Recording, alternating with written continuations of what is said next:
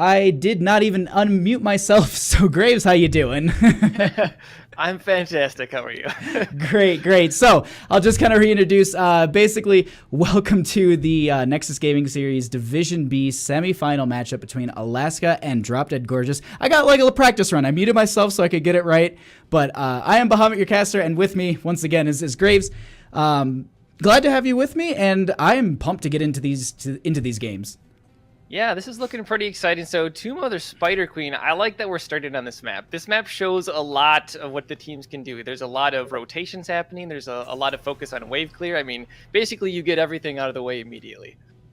That is really, really important. And the other thing I just wanted to note, I was like, man, that was a quick ETC. But the other thing, we don't have a Garrosh ban, which in all of the games that I've been casting lately, I was hoping that we'd get to see a Garrosh. I swear I haven't casted Garrosh probably since he released. Yeah, I mean, so Greyman's getting picked up here right away, and it's funny that you mentioned the Garrosh. I did cast a game yesterday. Garrosh wasn't picked, banned. It was just completely out of the blue, not even in the works. I'm in 2 games in a row that happened. So it's out now, but I like that first pickup, Greyman. No, really, really powerful. I mean, the wave clear is very strong. He's a versatile hero. I mean, if you do put him in that solo lane, he'll be fine down there. But if you do put him in the 4-man, as you noted with those rotations, he is pretty powerful. So this is just, it's a strong start to a draft. And realistically, it doesn't kind of show any direction that you're going to be going into of, what you plan to, if you're going to go dive comp, control comp, sustain, a lot of that kind of stuff. Yeah, and I'm not really familiar with either of the teams, but Zool also gets some good value on this map because a lot of the times what you want to do is be rotating between top and mid and have your solo lane or bottom. So I'm wondering if that's going to be a priority for either one of these teams. Gul'dan getting picked up, whoever shows that they know what wave clear is and they've got it. Wow, that was an early Chromie. So, I mean, not crazy early, but the thing I was going to note is that typically, I was going to actually discuss, typically at this point, we have a Greymane, strong assassin. Typically, then we see a tank come out in this, 1, 2, 3 side of the draft. But a Chromie, quite early, that, must mean that they're just pretty confident on what other, whatever tank they can pick up for I believe, Bubble this, their main tank player. Yeah, and one thing to keep in mind here with Chromie is you can be susceptible to dive, and right now Greymane doesn't really provide any peels. Stukov can at level 10, but they're going to have to prioritize that warrior now because, like you said, not picking up a warrior here means, I guess they've got a lot of options available to them, so maybe not too terrible, but I would expect Muradin to be banned right here because Muradin would be something very good to be picked up, and I don't know. I guess if you ban a warrior, you're kind of hurting yourself, but looks like Sonya is the ban instead. This is interesting. So the thing I was going to note, you had talked a little bit about Azul, and you're saying that you don't know the teams, and actually just to that note of kind of like on the specialist of that wave clear, one of the things that we've actually seen from Alaska a lot on the left hand side is that they do run a Zagara, and a pretty strong one at that. It's actually been banned out by a few teams, quite early in drafts, or game 2, it's one of the early bans or second bans. So. They do have something, along that lines for that kind of split push, definitely having that control. But it's interesting to see that they banned out that Sonya, because if they did a little bit of research, that Sonya would have gone up against the Zagara, and that would have been a pretty decent matchup for, overall sustain and just kind of, just staying in the bottom lane and just bullying the bully of Zagara. Yeah, and Zagara's good on this map too, just because her creep provides vision. That's an important part of this map as well. Just having vision and control of those center points, just because then you can kind of deny the enemy team from turning in. Zeratul being banned here, I'd mentioned the dive, and they basically said, you know what, we don't want to deal with that. We just want to keep our Krobi safe. So I kind of like that Zeratul ban. I was looking at it, and I was like, at first, my mind just started racing. I was just like, but what are they going to be running, At first I was like, do they go Lost Vikings? Because that is, do they go into an Abathur actually? Because Zeratul could hunt Abathur. There are a lot of good openings for Zeratul to actually rotate in behind the fort structure and actually get to a Zeratul and get him and then, blink out. I wonder if that's an option for that Abathur pickup on the side of Alaska here. I probably wouldn't expect Abathur here, mostly because Abathur on this map, it makes it a little bit difficult just because of how the map objective itself works. Having to Mm-hmm. gather up those gems, and obviously he does none of that. Of And course. outside of that, he's not really able to soak safely outside of the objective phase anyway. So I don't know if that's in the cards for them, but Ragnaros Johanna getting picked up, I really like that Rag pickup. Oh, yeah, I was just about to say, you were starting to talk about map objective and just the overall map itself. And Ragnaros, I mean, that's a perfect discussion right there. Something that, came in at release so strong and then just fell to the wayside as more heroes got released. And, his priority just, it was just that argument of, there's a better choice. But here on this map, he's made. I hate to pun like this, but he's made waves, and Ooh. yeah, I hate myself for doing it, but I'm like, you can't pass up an opportunity like that. But I mean, just overall, I mean, even then, like, just defense. I mean, we've also seen him on maps like Infernal Shrines, where he can get the poke from there, as well as Towers of Doom here and there, because he does have a pretty wide range when he does go into the Molten Core for some decent delay and poke. So overall, that is a pretty good draft coming out of Drop Dead Gorgeous on the right here. Now, last pickups here, and like I said, I needed a warrior, Murden, and you mentioned the Zagara. There she is. So There you not go. afraid at all. We both nailed it. I mean, we both answered the quiz right. I mean, you said you basically said they should ban out the Murden, and they picked it up. And I was just saying, they run a strong Zagara, and Zagara on this map with proper creep spread around and just overall, just it's such a powerful thing for her to get all that out of there. So overall, I'm really liking this draft from both teams. But what are we going to round this out with for Drop Dead Gorgeous? Yeah, I'm wondering if this is going to be a double support pickup here. They could technically pick up another solo laner and have Ragnaros go into the 4-man, because that would provide them with insane wave clear. I mean, they already have much better wave clear than their opponents right now. Zagara can win the bottom lane for sure, but Murden, no wave clear. Stukov, not really.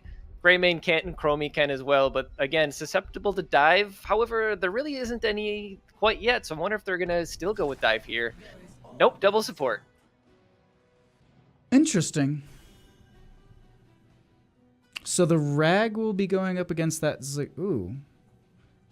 Huh. That's a lot of pressure onto a Gul'dan. Yeah, I mean, he's basically has to be the carry here. I'm looking at all this, and I'm just like, ooh. I mean, the good thing is, like I'd mentioned, the wave clear. They have the wave clear. They have the sustain. I don't know if there's any way that Alaska can actually, I mean, without getting the kill, I don't know if they can actually out-sustain them in lane. I'm a little bit worried about this, yeah. But overall, I mean, this matchup can go either way, in my opinion. It's on a map like this, there is some momentum to it, and if you really can generate it post, that 10 area, you realistically can just start to push into your into the enemy and just completely wipe them out. And I'm just curious to see what kind of play we're going to get from these teams, because there's some things that led me to believe that they're going to chase a little bit on the side of DDG. But at the same time, there's just some blow-up potential from Alaska, too. Right. I mean, and that's what it's going to come down to. I mean, this map is very snowbally. If one team just starts getting the lead and starts pushing them out, they can tend to snowball this. And that's why I said wave clear is important, because if you get the waves pushed out and you get forts down, there's no defense for the enemy team to actually go back to. Exactly. Yeah, that's actually a really good point. But either way, we are going to get going into this matchup. On the right-hand side, we are going to have Drop Dead Gorgeous with Gelda on that Joanna. Pugs Not Drugs on the Ragnaros here. Trent will be on the Ariel. Chaos will be on that, on the Gul'dan, and Unitas on the Rhaegar. And on the left-hand side, it's Zagara is being played by Ciaris. Varen is playing the Stukov. Bubble This is playing the Murden. Hedgies on Greymane, and Rexpa is playing Chromie. All right. So here we go into this matchup here. Now, first level pickups here, I want to note really quickly that We have Varen actually picking up the range attack on the Stukov, so that's quite interesting. That we're going to see the fact that range attack is going to be really useful to just stay away from that Johanna, but actually we see her taking quite a bit of damage here. Yeah, some nice poke there right away, and that is the one saving grace. So if they manage to get kills, the wave clear doesn't matter. You can't clear waves when you're dead. That is actually a really good point. And actually, one of the other things, just to note really quickly, we have Ragnaros going into the bottom lane here up against Sierras, but this is getting pushed in a little bit already. Sierras setting up so much of that creep. But we're going to focus more on the top lane mid, these rotations. Rex was setting up here, doing quite a good job of using the time traps as scouting for the rotation as well as the delay and maybe potential ganks. Yeah, you can see Rhaegar did go to the bottom. I wonder how much rotations they're going to do with him, because now we can see Rhaeg come into the middle lane to clear out, and because they have double support, they can afford to do so. They actually could leave Rhaegar at the bottom and just push real hard between top and mid, as they already have some ammunition down in that middle lane. And Sierra's taking a little bit of damage here in the bottom lane, will be able to get out without a problem. Now, in the top, we have a little bit of posturing around this turn-in point. Gul'dan taking a little bit of damage. There will be a connection, a dive in from Hedgie here, and it looks like Chaos will be able to get out without a problem. He's going to be able to back off, and yep, they'll be able to get out of here. No kills, but definitely formidable dive. Trent, with 6 health, gonna be the first kill of the game. Yeah, I mean, he kind of walked into that one right there. I mean, you got to kind of predict it, but he walked into the Chromie Q even. Just kind of sloppy, but really, that's what I'm talking about. If they can get the kills, wave clear doesn't matter. If they dive onto Gela, blinds come out onto Hedgie, but Gelda, excuse me, should be able to walk away that pretty safely as Ragnaros putting some damage in that middle lane. Yeah, and it looks like they're going to start to push these guys back a little bit here, just playing safe, making sure. It looks like Bubble This will go ahead and tap that well. Rexpo a little bit low on mana, probably going to be doing the exact same thing. And at this point, we're just going to see another rotation into the bottom lane onto Sierras again. And they're doing a really good job. The one thing I have to note here is they're doing a phenomenal job of keeping this creep back. Yeah, they really do need to keep basically tabs on it the whole time, and that's why I said maybe that is good to bring Rhaegar down, because he also can clear out wave. Bubble This just doing some harassment, not really accomplishing much other than putting some damage in, but he does manage to get his gems turned in, which is important as well. Yeah, he does get those 11 gems in, which is going to be quite useful for Alaska here. Sierra's just getting kind of pushed back behind the gate once again. And it looks like they're going to jump onto Gelda here in this mid, and there is a huge slow. There is also the body blocks. The silence does go out, and Rexpa will snipe the kill, and that is going to be their tank falling there. But it looks like they're actually posturing up to continue fighting in mid. Yeah, that was a really nice job there, basically locking that down Johanna. I don't think she had her Iron Skin available, but guaranteeing that they didn't because of using that silence from Stukov was a really nice follow-up there. So I like the job so far, locking these players down. It's really showing exactly, like I'd mentioned, what they need to do. No, they're doing a phenomenal job, and actually we see a dive here into this bottom lane onto Pugs Not Drugs. He's trying to go around this wall. They might lose 21 gems. That is actually going to be 21 falling there. Rhaegar will be falling as well, and that's not a amount of gems you want to be losing right now into this game. Absolutely not. And now they're down a half level, which means their opponents are going to have level 7 first. They do have enough for a Web Weaver turn in, so I'd mentioned the snowball. This map certainly can do so. If they manage to continue to get these kills, I don't think there's anything their opponents can do about it. No, and that's the thing that I'm really excited about is who's going to kind of get the advantage, and then are we going to see the rubber band effect that is Here's the Storm? Are we going to see that, that boss throw, that big boss fight, and then the game, completely switches gears? On Tomb of the Spider Queen, there are a lot of these situations like that where, you get a couple priority kills. You get the Chromie maybe, or you get the Stukov, and the team can't really fight without some of those essential members, and then you can start to realistically turn this game around. So that's, this later half of the game, that's what I'm really excited to see, and Gul'dan taking quite a bit of damage there, though. Yeah, nice poke damage there. You can see that healing totem came out. Rhaegar, I'm assuming, is going to be going cleanse at level 7. I don't think there's really any other option because they have so much lockdown. There is the cleanse coming out. Trent's taking a lot of damage on that Oriole. Gelda is going to fall here with the Stukov silence on top of it. Johanna goes down. And we actually have the stun going out onto Ariel. There is the cleanse, as you called out, but it is actually the body block onto Trent here between the tower. His own tower betrayed him. Chaos taking a combo there from Rexpa, too. Phew. Wow, really nice job there. Just, stacking up those kills. We did see the slowing sands picked up by Chromie. Probably the better choice. There's cleanse available. There would be a crystal aegis, but the slowing sands are also going to give a lot of value here. So I like that heroic pickup. Speaking of heroics, right around the corner here is they're pushing in the top lane, which is the priority in this map because this is the lane where the boss spawns. This is definitely, this is you can set yourself up for an early win condition, as they call it. You can get web weavers into boss, and you have that barrel down onto a keep. Even, sub 10 minutes, that's still a very powerful push. Alaska going to go ahead and turn in the majority of the gems that they have into the bank here, just making sure that they don't really drop these. And they can play a little bit more aggressive as they're approaching those 10s, as you noted. Creep starting to get cleared out here in the bottom lane. Again, they need to keep tabs on that. I'm assuming this is going to be not a Maul game. I mean, it still can get value here. This isn't a huge map where you need a global, but the split push value of Zagara is just pretty gross. It can, and then as the game progresses and you actually start to get that creep in the other lanes, because I mean once you get to 10, you basically the collar's off. Like, you're not restricted to just bottom, because as you can see, Sears has been kind of locked down here in this bottom lane, spreading the creep as best as he can. And with this Rag down here, not doing as great a job as Rhaegar was doing at clearing. So definitely, that's starting to spread. And, with this 10s, with that Nidus network, they definitely will start to really get a lot of vision across this map, I expect.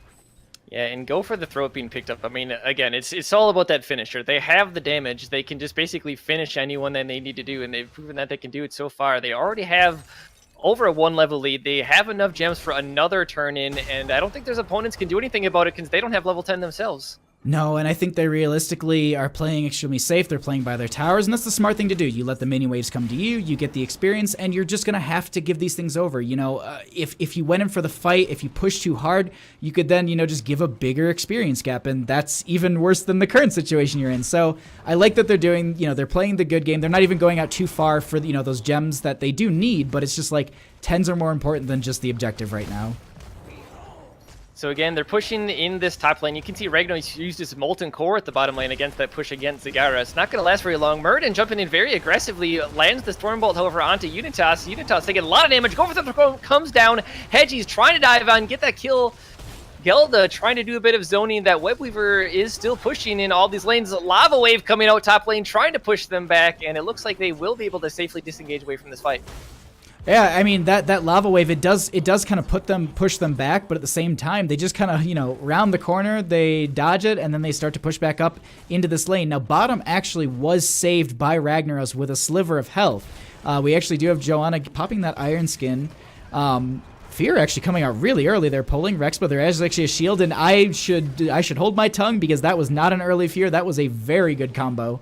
Yeah, nice job getting that Fear over the wall and onto the perfect target. Getting Chromie out of the fight means they don't have the poke damage, which is Oriel's weak against, which I didn't mention in the draft, but Oriel into Chromie is terrible. I mean, you never want to do that just because you can't out-sustain her.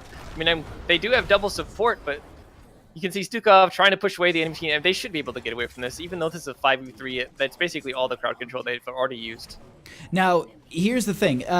Ooh, wow, Bubble that's going a little aggressively. They're trying to poke and delay this out as long as they can. I was going to start talking about the fact that they have to kind of give this over, but Bubble this going to go ahead and pop that Avatar form, falling a little bit low. There is no Pustule out from Varen just yet. Stasis out onto the Rhaegar, but he does fall there, and actually that's their main... That's no... Ancestral it was available too, so they don't even have that tool anymore. Rexpa actually going to be chasing Chaos here. Not gonna make that Sand Blast. There will be the vision provided from that chase, but it looks like they're only gonna be losing the Rhaegar, who's actually gonna be back up in just a second. Gelda barely getting away there with only a couple hundred hit points as well. Yeah, that was a really interesting jump in from the Murd, and I also questioned what he was doing, but what he was doing, he was buying time for Chromie to get there, and Chromie showed up, and all of a sudden, low health bars on the red team, and they had to back away from that, so aggressive play that really worked out for them. No, that was an absolutely just phenomenal start to that. And the delay was really, really good for them. They didn't allow them to get that turn in. And the one thing about that, too, is, sometimes you'll see teams, they get turned and they just back off. But for them, realistically, that turn-in right now is their breathing room, and that's exactly what they need. They need these lanes to get pushed back to the midpoint. They need to at least just get a little bit more control in this map. But currently, Alaska's just rotating around, putting the pressure consistently there, has been putting the pressure consistently. As well as the other fact to note is that we've got Nidus just spread in all 3 lanes, so Sierras has just been completely able to bully each one of them. So Alaska doesn't have enough for a turn-in, but Drop Dead Gorgeous does. So I'm assuming they're going to try to look to stall a turn-in if they want to. I mean, boss is up. They could just do that. That would guarantee them a keep. And so far, Drop Dead Gorgeous hasn't shown that they can win a team fight. They are posturing the top lane. This is currently 5v4. Zagara actually just joining them now. So trying to do perhaps a bit of goaltending, but DDG will have their 13 soon, which means they will have a talent that they can fight on. And I think that's realistically what they're looking for. You saw Alaska saw them in that top lane, and they just showed up, and then they just DDG just basically just walked right away. They were like, we're not ready to take the team fight yet. And this is interesting. Now, this is a little risky, but the other factor too is that they would actually see them coming up here because of the fact that there will be all this creep, and they're probably going to prioritize the turn-ins. Now, they do see that boss is there. The Gelda going ahead and actually using the Master's Taunt. I just saw it like right at the bottom of my screen. I was just like, oh, okay. But this is going to be an 11-minute boss into some web weavers. But these lanes have been pushed up so far that this mid-clear, I mean, realistically, I don't expect them to get much value. Yeah, I mean, in theory, this turn-in was a terrible idea because there was Siege Giants pushing in the bottom, which will be clearing up that Web Weaver very fast. You can see that Ragnaros did push them out, but that still starts very far behind. That boss actually went right past the Web Weaver and is pushing on to keep wall. So, I mean, overall, this Web Weaver gets basically nothing. Some damage onto the fort. Nope, not even getting that far. So 13's here. This is a fight that DGG wants to take. As you can see, all 5 members here. Zagara's at the bottom. No 16 yet for Alaska. So, yeah, they want to take this fight, but the question is, can they? And you can actually see it from Alaska, too. They're kind of doing the same thing. You do see Bubble this kind of posturing slightly aggressive, but they're kind of playing safe here. They're realistically, they don't want to really take the fight outside of 16, but now that they're kind of on that precipice, they can get that side soak, and maybe they can achieve 16 mid-fight and catch them off guard, but right away they just back off, and I think they kind of realize that themselves. They group up, and it looks like they'll just prepare themselves for a Web Weaver defense. Yeah, I really feel that was a wasted opportunity. You know, they could have easily gotten a haunt off on someone, especially that Chromie who was very far forward. And they show they have the blow up themselves to do it, but you know, I guess they are just preparing, like you said, to defend the Web Weavers. Even if they had gotten a kills, there wasn't really a guarantee that they'd really get any value, so I can kind of see both ways. I like it. I absolutely like it, and we'll see. I mean, basically this is kind of the big defense. Where we talked in draft about snowball factors, this is it actually. I mean, you talk to the fact of once a team starts to go, and I even noted as well. I mean, as teams start to really push in the consecutive Web Weaver turn-ins, they really start to whittle down a team, and you can see them. They're playing behind these gates now. We actually have Gelda currently trying to flank Sierras here. They're trying to utilize that side area, but Bubble this will go ahead invade as well. We also have Rexpa just poking into that backline with those sandblasts consistently, and this is just overall just a strong push because they also have top and bottom pushing in too. Yeah, every lane is getting pushed in here. So DDG on the back foot. They don't have 16. They've taken a lot of damage from that Chromie poke as well. Gelda is in the middle of things. He does get stunned out. The Crystal Leech just comes down trying to save them. Does use that Horrified to disengage. Stukov is in the middle of the team. Stukov's going to get focused. Varian falls. Gelda is low, trying to engage once again onto Bubble this, but I believe he says Dwarf Toss. Yes, he does. So he's able to get away from that. Nice damage from Chromie onto Unitas, and DDG with a little bit of breathing room to try to clear out these Web Weavers. That was a really good defense. Now they only lost their top keep, and the other thing I'm not sure about, Ragnaros, I think he had Molten Core, and I don't think he ever used it, which was very interesting that he was. I saw him kind of posturing around the core or the keep. He looked like he was, getting ready to maybe, go into building form and just, get the huge hammer stun, but realistically, I just don't think the opportunity presented itself, and they just kind of poked and defended, and they only lost a keep out of that, and I think that was pretty strong for them on the side of DDG. Yeah, I mean, losing keeps is bad, but it's better than losing the game. Mhm. 16 around the corner here for DDG. I mean, this is going to be their opportunity to get back in this game. They still haven't gotten a fort, keep in mind this, so they really need to start getting some kills. They do have enough for a turn in themselves, but yeah, they gotta win a team fight, and it now has to be the time. Unfortunately, they used a bunch of heroics in that last fight, which should be up shortly, so now they're looking. No, that's exactly it. I mean, everything is pretty much off cooldown.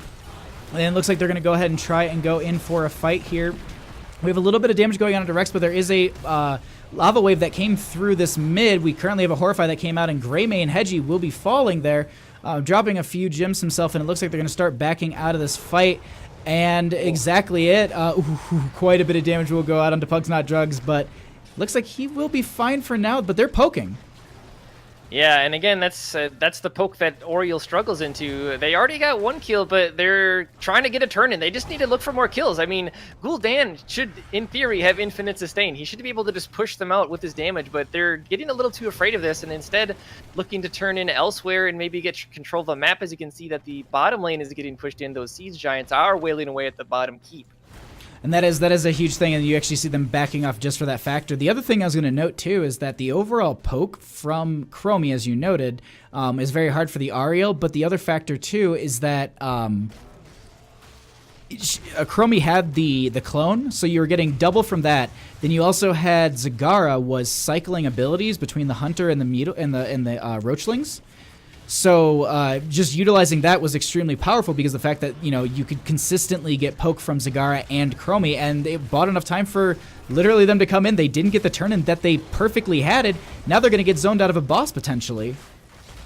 Yeah, they saw them at the bottom lane at the boss, so they're on the point. Murden is here, Johanna as well. The Horrify comes out, that means Zagara is going to get pushed away. Gelda still is on the point. Gelda taking a lot of it. The Ancestral does come out. Ciaris is low as well. Ragnaros is going to be falling as well as Zagara. This is a blood blast. Stukov goes down. Bubble, this is on the point, but he's not going to be able to hold on. Murden falls. Oh, Rexpa and Chromie trying to do a lot of damage, but unfortunately the point is grabbed by DDG, and they are going to continue to dive on your Gelda, looking for one final kill. Doesn't get it, but nice job there from Drop Dead Gorgeous. Oh my god, what an insane boss just steal right there. Oh my, I was sitting here just like, I was glad that you were doing that play-by-play because I zoomed into it for the audience and I was just like, what even? Like, I couldn't even believe that just the back and forth between it was phenomenal. I was just like, they have to be dead by now, but they just stayed alive for so long. And that exactly right there is, you know, the power of the double support, the power of Ariel with that Gul'dan who does so much damage. I mean, just overall, what a phenomenal fight. But DDG will be sealing this boss away and getting the first fort of the game. And this is going to start evening out that experience, and they're going to get a Web Weaver on top of this. This is the condition we talked about earlier for Alaska. I can't get over how much of a crazy fight that was. Gelda taking a lot of damage here. 20 is around the corner for both teams as well. All members are up. Gul'dan is not quite here yet, so DDG is actually going to smartly back away from this. They're going to push in the other lanes. You know, that was really the first fort of the game was because of that boss play. And to be fair, that was the correct call by Alaska to go for that boss because the Siege Giants were pushing bottom lane, and getting that boss was a good call. They just didn't do it, and yeah, and now we're here with level 20 getting picked up for DDG. They will be picking up 20, and thank you for noting that because I actually pulled away the talent bar at the bottom during that entire fight to show it all, and looks like we actually have the heroic difficulty for the Ragnaros, which is interesting, so they're not going to be going for that double lava wave, which is something that we've seen here and there, but it looks like they're going to try and prioritize, you know, utilizing that maybe off of a win condition that they're maybe setting themselves up for by opening up these lanes like this. Blinded by the light getting picked up by Johanna. No indestructible. Oh, as she just took half her health. So got to keep an eye on that as well. No second health bar for her. Actually, I believe that was the Shield of Hope, or what was that? No, that was the blinded by the light that she just used as a disengage. I mean, I guess it's not that long of a cooldown, but 60 seconds, yeah. I just peeked at it too because I was like, it's because like I really like what Blizzard's doing, but at the same time it makes it difficult for me because it's just like, because that's basically just Storm Shield, but like they make them unique per hero, so like, but they also give them their own names. But actually we have Bubble this currently diving onto Trent here, and they really want to get this Ariel. They're currently separating her from the team very well. Yeah, they've got Camp Push in the middle and Catapults at the top lane, so this is a fight that Alaska can chase, but it doesn't look like they're going to get it on it. They had the opportunity to grab Trent on Oriole, unfortunately the follow, but wasn't quite there, so now both teams are kind of resetting the fight. lava wave going out in the top lane to clear out those catapults. And that's the thing that I was curious about. One, also the other thing to note here is that they're going to be losing out on a few gems by utilizing that, but it also buys them, a nice clear. But that was why I was like, oh, it's surprising that they're not going to go for the second lava wave, because that can be a huge, tool for you. You've got, if you lose the second keep, like bottom lane, it's opened up. I mean, they keep feeding these siege giants in. If you lose a fight and you lose that keep, you've got at least 2 ways of clearing out the lane pretty well. So right now, DDG has more gems. They don't have enough for a turn-in, and neither do their opponents. However, the lanes are kind of pushed out towards DDG, which is good for them because that means they can collect them a lot easier, a lot more safely. So, I mean, a lot of this is going to come down to, do you force a turn-in? Everyone has their heroics available except for that lava wave. Boss is going to be up in another minute. I mean, there's so many ways to either win or lose this game at this point. No, it's kind of at that point where whoever realistically loses the next team fight could be the one who ends up losing the game. And you can see this in both teams because they're playing very grouped up at this point. We actually have Hedgie currently clearing out that top and just pushing that up a little bit, and also getting a few more gems. Team will rotate here into mid, and it looks like we might have a little bit of a brawl. Yeah, I mean, again, they're kind of going around the turn, and neither one has enough, but it's kind of who bites the bullet first. There are a lot of engaged tools on both sides. Splitting it up like this that they're doing right now is a big mistake. They need to be sticking together at this point. Basically, just follow Johanna around, clear the waves, and win that way because they can. They have the wave clear to do so. Bubble this actually looking to get aggressive on Trent. He needs to go now, I feel. Now's the time. A little too hesitant. A little dive onto Gelda, but the thing is they did pull out that... I'm just going to call it Storm Shield. I can't remember it off the top of my head. Blinded by the light. Is it really? Wow, okay, that's perfect. That's now that you did that, Lava Wave once again going top, going to get that clear. So it's definitely just going to keep that pressure off of that lane. And it looks like they'll get 3 waves of catapults from that. So that's a pretty good clear for them. And it definitely buys them more time. But do we see a force on boss, or is this a fake? This is probably a fake. I wouldn't go for it personally. They need to watch their positioning, though, here, especially with Oriel being in front. I mean, she's kind of baiting a stun, I guess, but she's taking a lot of damage to do it. She does have a full hope bar, so that is something she is holding on to. They do have Gul'dan, who does provide quite a bit himself for at least just recharging that, as long as he's hitting multiple heroes. But realistically, these teams are just posturing up and playing so just passive right now. They don't want to lose out because it's exactly, if you lose the fight, you end up losing the game potentially here with the long death timers, but we actually have a little bit of a dive in currently. Yeah, there was a big W there from Chromie, dishing out a lot of damage. In these small choke points, this is not a place where you want to fight if you're Drop Dead Gorgie. You don't want to fight in these choke points. You want to fight out in the open where it's harder to hit those skill shots. But Web Weavers, still not enough gems for Alaska. They're a couple of short. And the time trap does mean that Johanna goes down to a little less than half her hit points just off of that combo. That was quite a bit, and we actually have another time trap coming out here.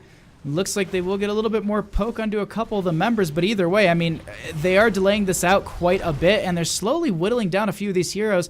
Mana bars and health bars, they're kind of staying the same. The double support comp. Ooh, actually, the stun going out onto Ariel, but there is no follow up. The slow is there from Stukov, but it does not look like they will dive onto the Ariel for that pickup. This is like the longest game of chicken.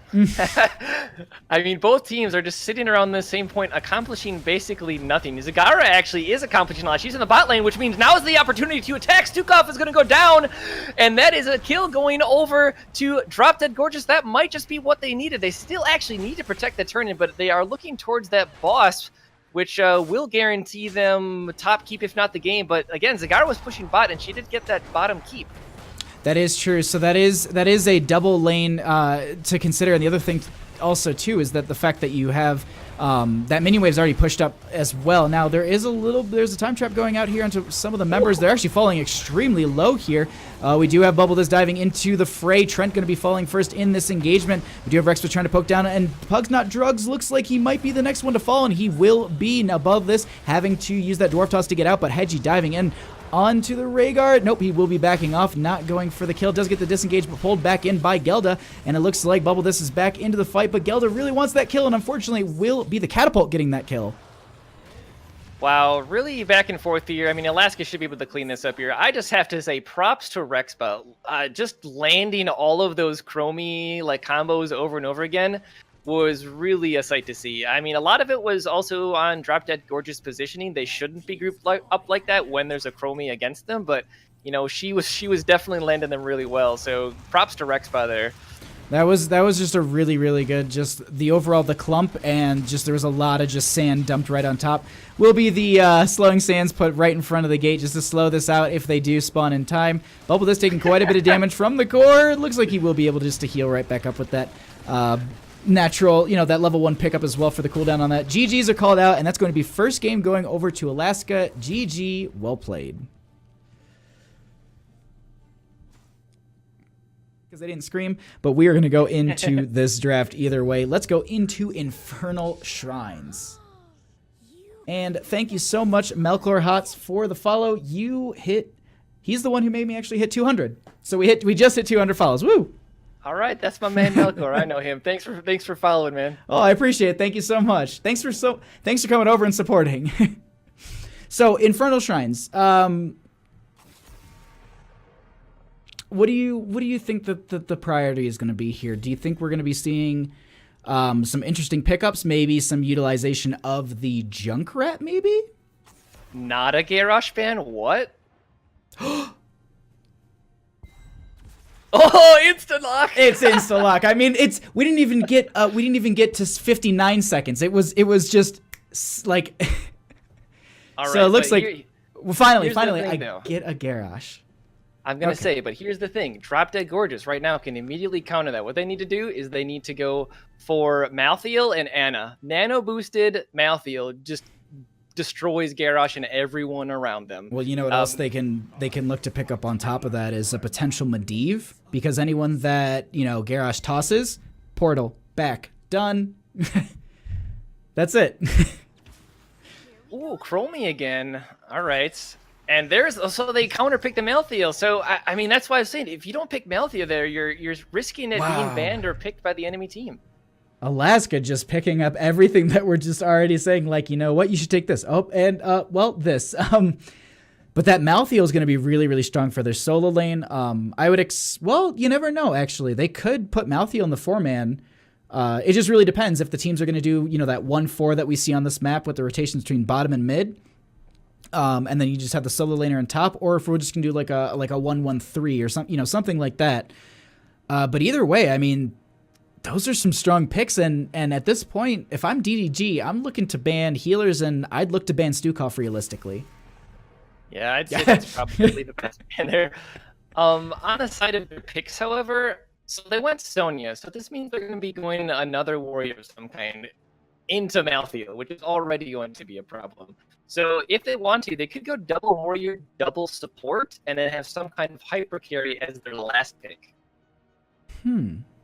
You're roboting a little bit, but it just sounds like you have a really cool auto tune. I think it's leveled out, but actually, that's interesting. That's not a bad idea. I mean, I've seen, you know, like hyper carry Li Ming's, and it can work, but I don't know if that's... I worry about that because it's like that's a lot of pressure, because if you don't get the kills, then the composition is just... It doesn't have the damage. It doesn't have... You know, you're relying on that hyper carry to be the hyper carry. So I worry about those unless I see like a very dominant team with a very dominant draft, and it's just like this is not going to get killed. Yeah, so fearing that double support, they did ban out the Lucio. I mean... Just because they... What? Did that just happen? The Greymane ban at start, I was like, no way, they won't. Like, but this is, I mean, we're Division B... Division B semifinals, like... Oh my god. Thank you, Melkor, for the host as well. This is all out. I mean, strong solo laner with the Sonya. If you do win over the lane, so like for example, like if you take a team fight, they dominate Alaska, all 5 members gone. You then take Rhaegar, Cho'Gall, and your last pick. You rotate them into lane, and you just leave Sonya on point, and she just cleans up. Meanwhile, your team gets that push advance, and so overall, like the draft from Drop Dead Gorgeous is terrifying, but at the same time, Malthael onto that Cho'Gall, and even then, Malthael can work the same way on the on these. Against the skeletal defenders, he does have a pretty good clear up against them. So realistically, these drafts are terrifying, but Cho'Gall and a false start Kharazim. Well, they have the 7-sided. I'd mentioned Anna before. I actually would still like to see her here. Nano boosted Cho'Gall, also very disgusting. They have a solo laner. Rhaegar can also lane. I mean, they could go a 1-1-3 with Anna Cho'Gall and be perfectly fine. Yeah, that's a possibility, realistically. Oh, man, I'm just wondering. I'm really wondering. What's this last pick going to be? Lunara wouldn't be horrible, but if they didn't go range, like, you could just... Oh. I was going to say, or Oriel. I mean, that's a thing. Cho'Gall Oriel. I was just like, my mind was just like, they just need more damage. I'm like, but Cho does dish some damage out. And then you have Sonya with Poison Spear and everything. I mean, she can just body people. Yeah, if Cho'Gall doesn't die, then they do all the damage. So I really like the draft here from Drop Dead Gorgeous. I questioned not picking the Malthael, but I don't know. Even with the so-called counters with Malthael and Kharazim, I don't know if they really can kill anyone. That is actually a really good point. Yeah,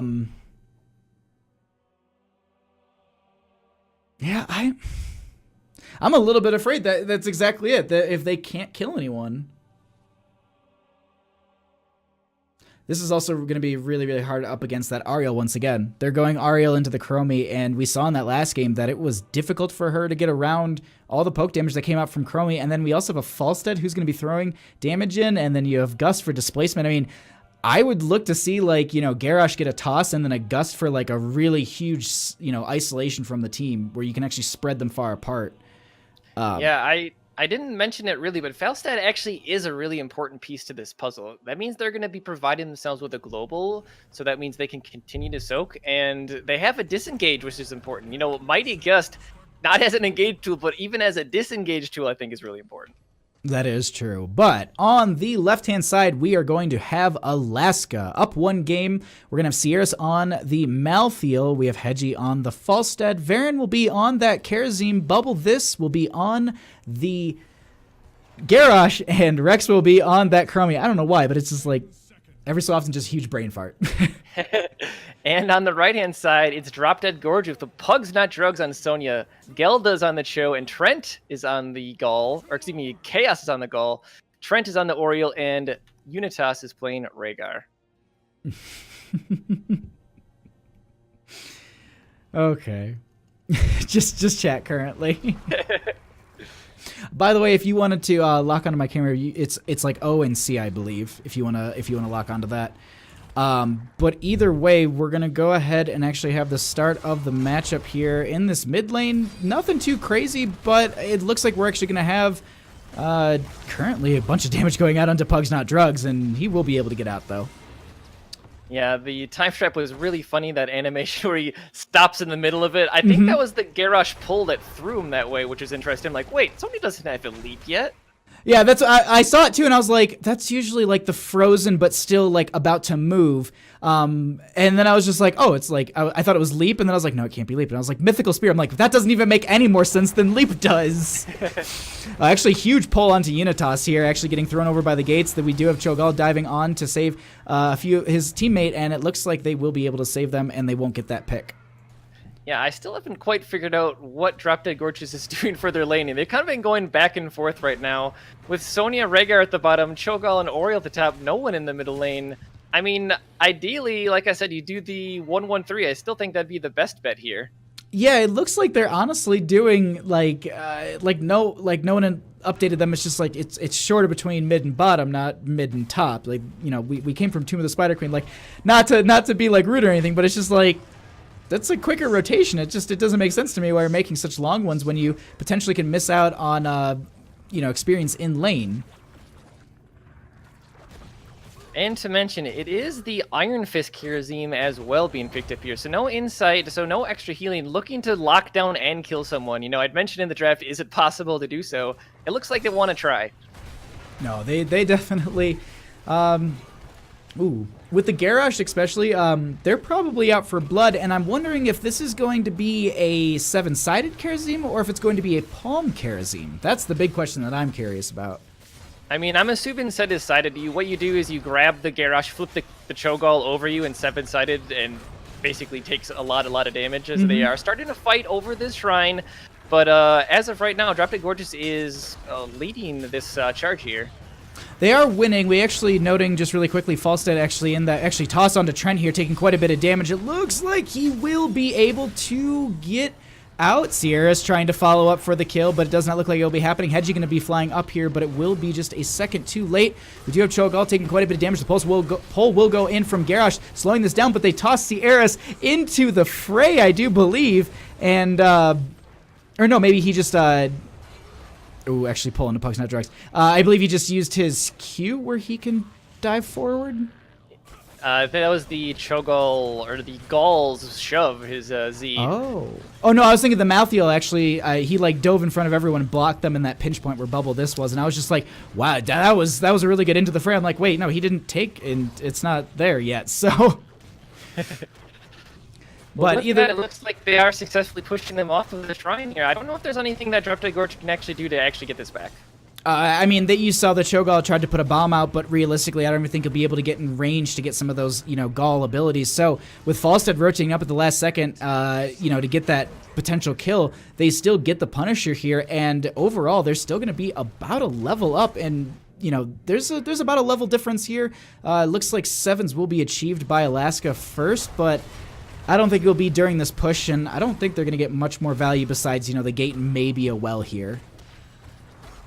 One thing to note as well, that Healing Totem does 2% maximum health, so we're very effective against the Cho'Gall as well, so smart pickup there as well.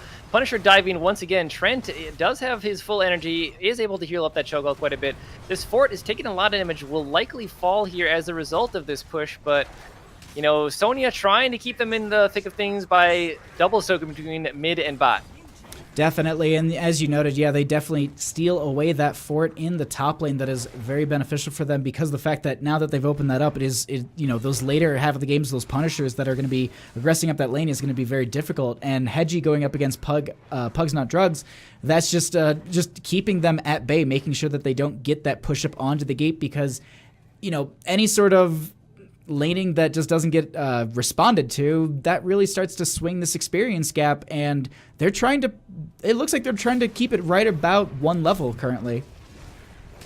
Yeah, so really good job from Alaska so far, but obviously Drop Dead Gorgeous not out of this. There's a lot that they can do to get themselves back in it, but you can see that Alaska's already started to take control of this map, trying to get some camps out. Sonya at the bottom up against Falstead. I'm assuming they're going to try to get a rotation down there and grab that camp as well. As you can see, middle lane is getting pushed in heavily on the side of Alaska. You're definitely making sure that they get these lanes pushed up, and I'm assuming that it was maybe expected that the camp was going to be picked up. It's something that they did themselves. We actually have a pull in and a toss on to Cho'Gall, taking quite a bit of damage. The slowing stands don't go through. He does get cleansed as well as the shove, and he's just going to scoot right out of there and not going to be falling anytime soon because we're looking at about maybe 30-40 seconds until the next Punisher Shrine is activatable. So we're getting to the point where you don't want to stagger a death and you want to play a little bit safe, and that's what they're doing, and that's the smart idea here. Yeah, Alaska's going to have level 10 for this shrine, so this is going to be the one that is given up by DDG. They're going to have to just soak the lanes and defend this, and that's kind of be the name of the game for until they hit level 10, basically, because they are a very strong late game. I mean, late game, they will win this. I mean, if this game goes to level 20, I don't think Alaska can actually win this, so they need to basically not die at this point.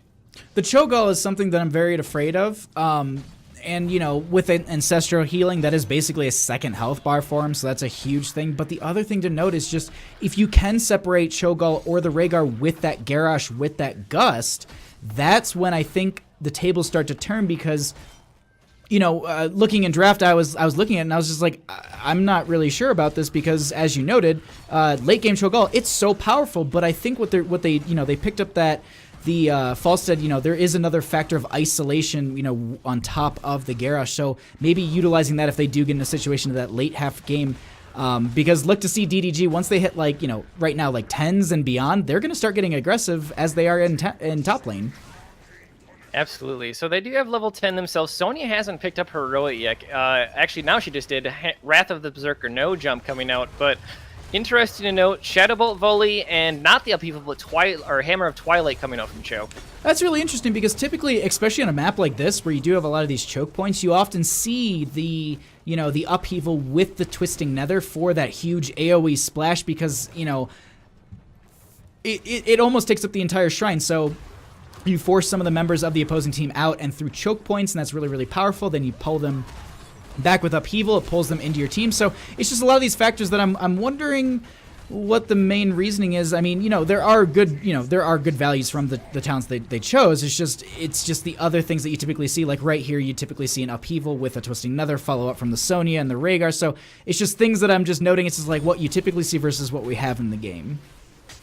Now you saw Drop Dead Gorgeous trying to get aggressive there before their opponents got 13. Unfortunately, just didn't able to get there. And we'd mentioned the value of that Falstad, and it has shown, but while they were pushing bottom lane, Falstad was getting value, soaking the lanes in mid and top, can continue that XP lead. So really nice job there from Alaska, knowing what they need to do in that situation, as Bubble This taking a lot of damage, stuck in the middle of the team. Bubble This is actually going to fall. No, he gets the Divine Palm. Cho'Gall goes down.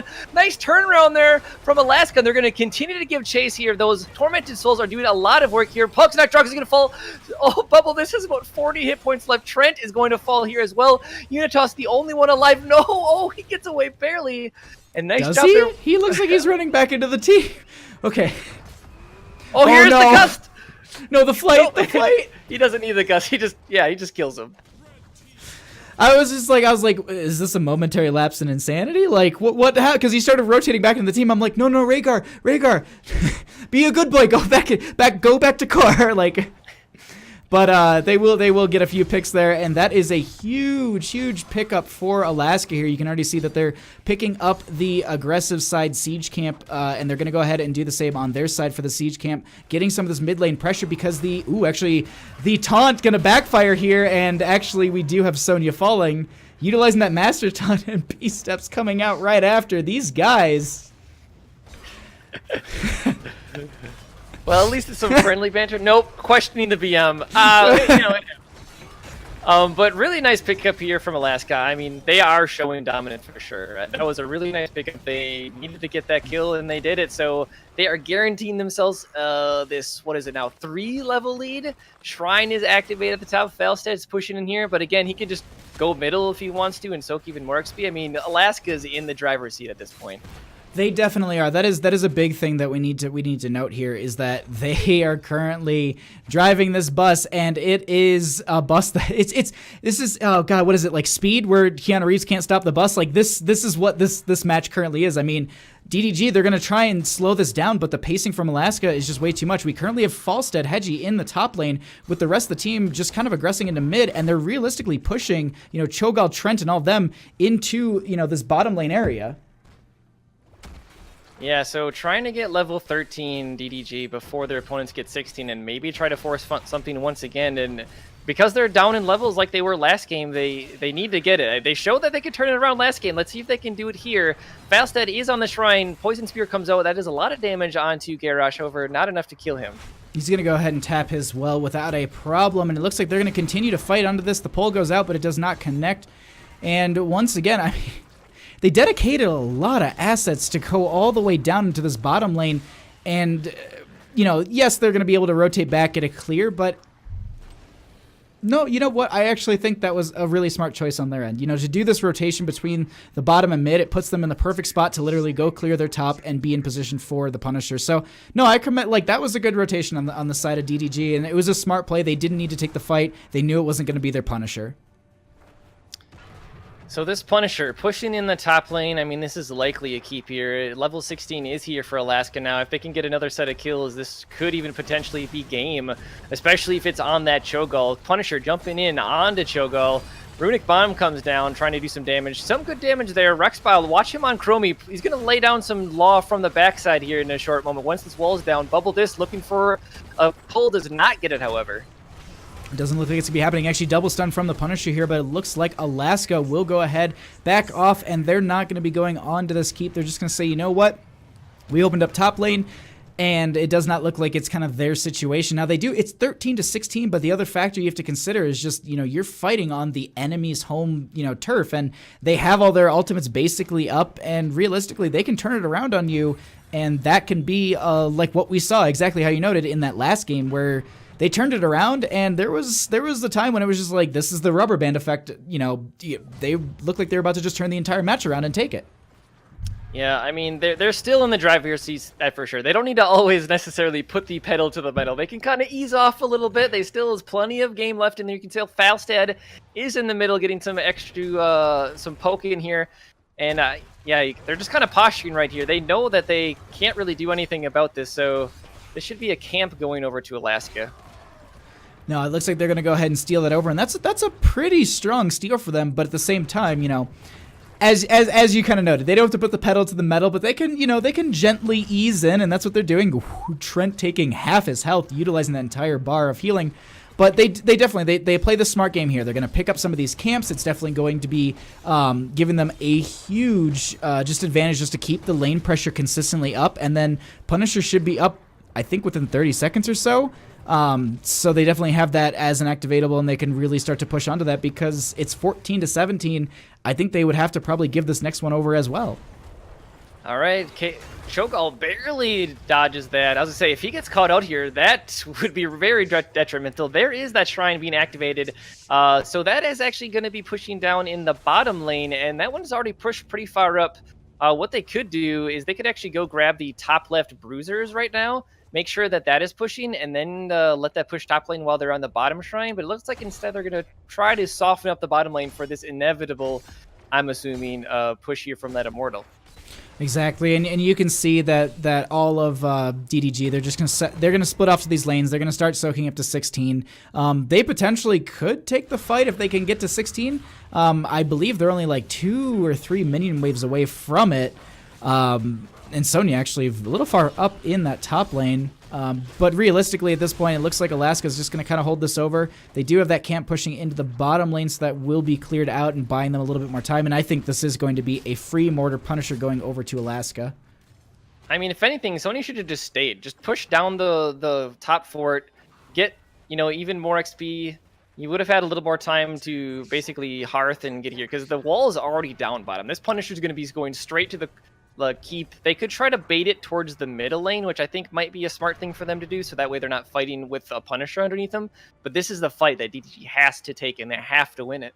The smart thing to do is always to bait it between the tower and the keep, so that you're getting the tower shots and the keep shots onto it. If you bait it over towards your well, you're going to end up losing your well. And this is exactly what you said. They're going to pull it over to the mid. This is the really smart choice. This is a pretty strong tower. It looks like it's actually going to be aggressing onto that keep tower, but either way, this is still just buying them time, and this is exactly what they want. But Pugs Not Drugs is going to get thrown behind. The Tauntas go out. They start to do a ton of damage. They get that kill.